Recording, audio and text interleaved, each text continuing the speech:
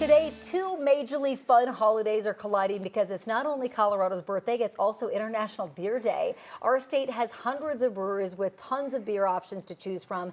Dave Bergen from the Colorado Brewers Guild and the founder of Joyride Brewing Company is here to talk about some of the cold ones that the Guild thinks you should crack open today or whenever. Thanks for coming in. Thanks for having me. And how appropriate that International Beer Day is on Colorado's birthday, right? It is perfect. As we are the state of craft beer. I love it. Okay, so what beers did you bring in today? So we wanted to highlight some of the beers that won medals at our inaugural Colorado Brewers Cup that the Guild hosted in January.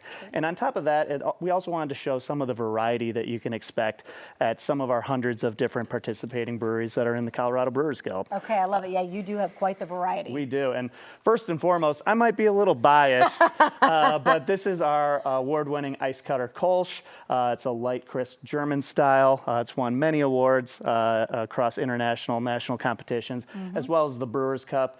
Clean, crisp. This is our flagship. I think you should come and try this one out. But again, I'm very biased towards that one. Yeah, when we go in commercial, I'm just going to give that a nice little sip. All right, make our way down here. Yeah, the next one is Sun Trip from our friends at New Terrain. This is a Belgian-style wit beer. Okay. Now, traditionally, you would add like coriander or orange peel. You want to add like some citrus into this type of beer. So it's got some citrus, it's got some spice. It's very nice.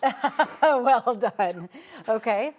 Next, we have Cherry Creek. This is from our friends over at Strange Craft.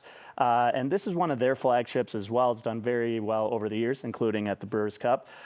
This is going to be like almost cherry pie in a glass. It's got a great sweetness to it while still very refreshing. This is an excellent one, especially on these hot summer days. I love that, like the can kind of gives it away there and how they spelled Creek. Yep. Pretty cool. All right, right here. Next, from our friends at Cannonball Creek out in Golden. These guys are like hop wizards. I don't know how they do it. I've seen them in their robes and their staffs and everything. Yeah. But Featherweight is a beer that they've been making for a long time, probably their most award-winning beer. This is a pale ale. Cannonball Creek actually took first and second in the pale ale category at the Brewers Cup.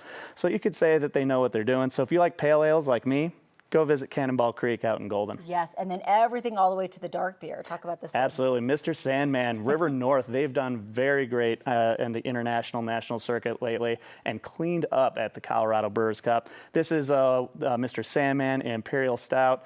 I want to say this clocks in around like 12, 13%. And so it is something that's going to keep you warm, especially during the winter, but it's still going to be very tasty here in the summer.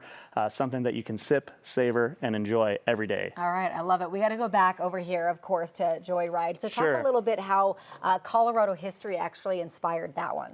Yeah, so this one is inspired. Our brewery is next to Sloan's Lake on the west side of Denver. And back in the, I want to say, 1870s, Thomas Sloan was digging on his farm. He hit an underground aquifer, flooded his land. He couldn't raise his cattle anymore. So what he did when the winter came, he would freeze. When the lake would freeze, he'd cut out ice blocks and sell them to local breweries. And at the time, most breweries in Colorado were of German descent. Okay. So they could have made something similar to a Kolsch, and that's why we call it Ice Cutter Kolsch. The Ice Cutter. I love it. All of these won medals during the Colorado Brewers Cup. How were they judged? Like, I'm sure that there's so many. How do you do that? Yeah, and kudos to our competition team and our executive director, Shawnee Adelson. But we have lots of talented and smart people here in Colorado. Obviously, we have great brewers. We also brought in judges from around the country to help us judge this, to really make it to where, we could take it out and make sure that we're not just having our own biases of what's great. But I think we had, probably over 100 judges and somewhere around like 25, 30 categories.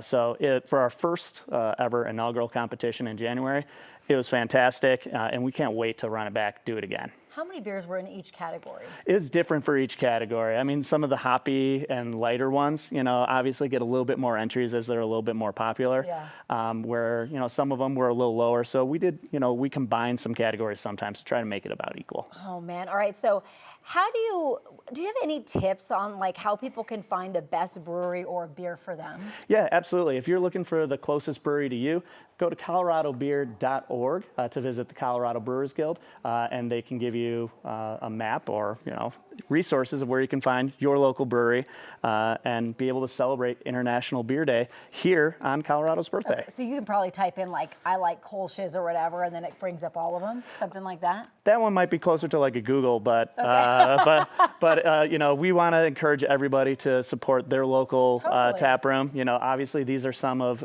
just a small smattering of award-winning, medal-winning beers, but go support your local brewery no matter where you may be. Yeah, I love that. Thank you so much for coming in. Thank you so much for having us.